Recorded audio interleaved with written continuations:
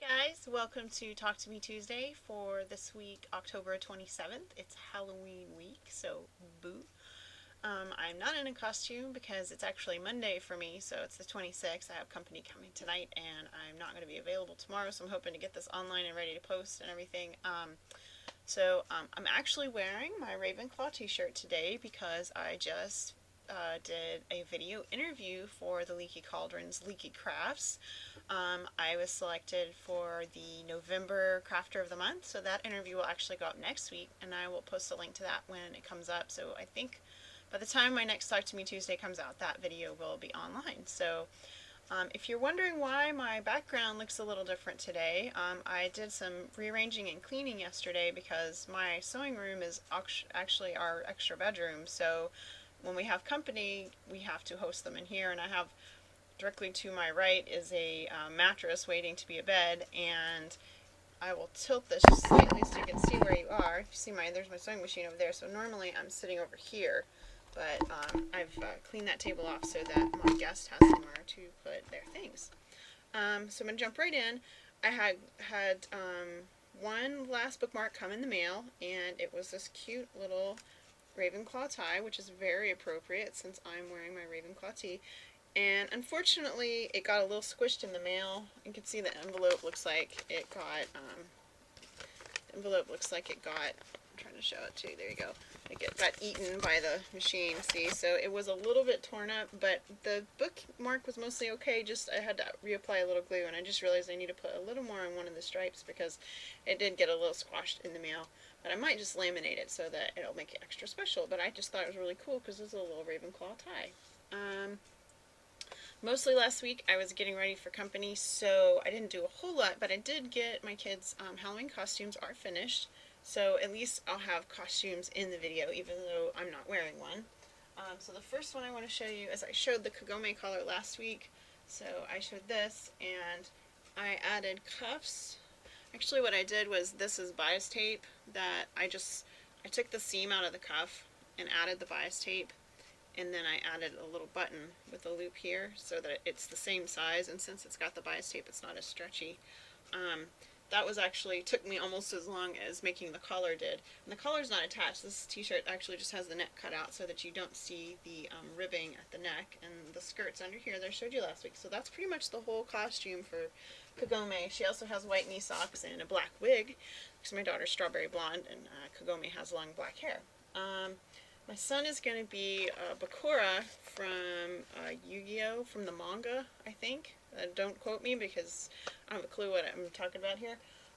So his costume is, I guess he wears like a school uniform, which is like blue pants with a white shirt, and then he has sort of a blue jacket with the little pointy collars on top. This is actually a men's shirt that I resized. I took the sleeves off.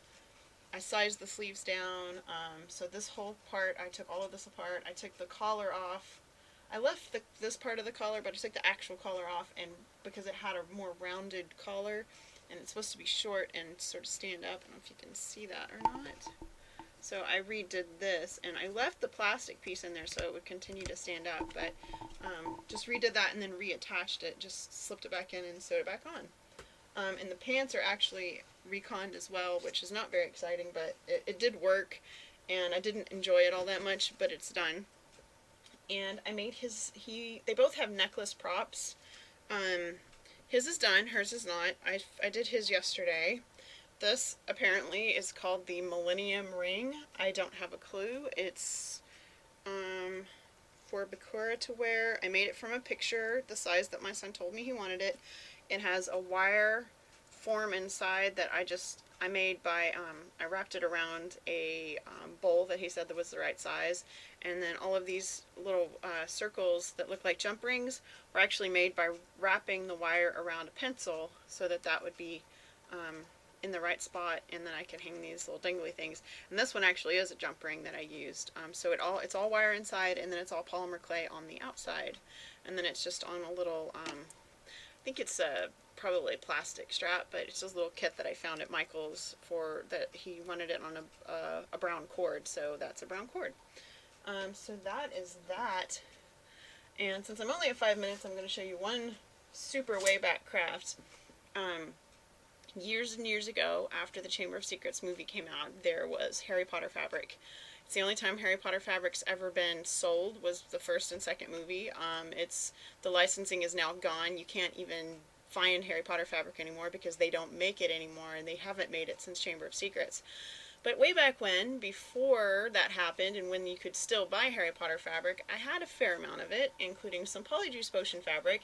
And because I didn't know that it would someday be completely obsolete and impossible to find, and, you know, ridiculous amount of money on eBay, I made a Polyjuice Potion pillowcase.